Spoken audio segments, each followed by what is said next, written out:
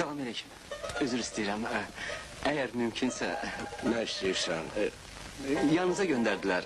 Elə bir şey değil, mənzil meselesidir. Mətləbə keç ay bala. Dediler, siz qol çəkməlisiniz. Nəçisən ay bala? Bəli, Deyirəm nəçisən? heykəltaraşam. Maşallah, yaxşı sənət seçmişsən. Çox sağ olun. Ged 3 gündən sonra gələrsən. Baş üstə. Gələrəm. Narahat elədim sizi, özür istəyirəm. Sağ olun. Salam aleyküm. Həmin o məsələyə görə sizi narahat eləyirəm. Demişsiniz 3 gündən sonra gəl. Gəldim. Nəçisən ay bala? Heykəltaraş. Ged 3 gündən sonra gələrsən. Bağışlayın, neçə? 3. Baş üstə. Gələrəm. Çox sağ olun. Bağışlayın, narahat elədim sizi, özür istəyirəm.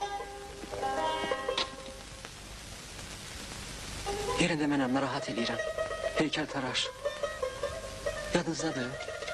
Demişsiniz 3 gündən sonra gələrsən. Ne oldu?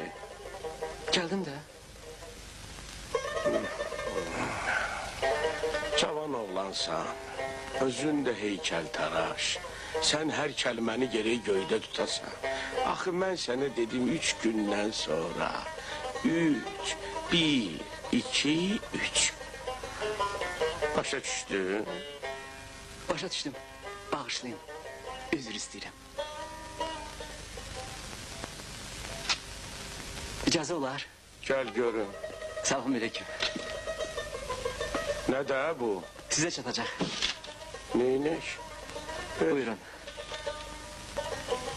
Bağışlayın. Biraz ləngitdim. Özür istəyirəm. Sağlığına işlədim. Sağ olun.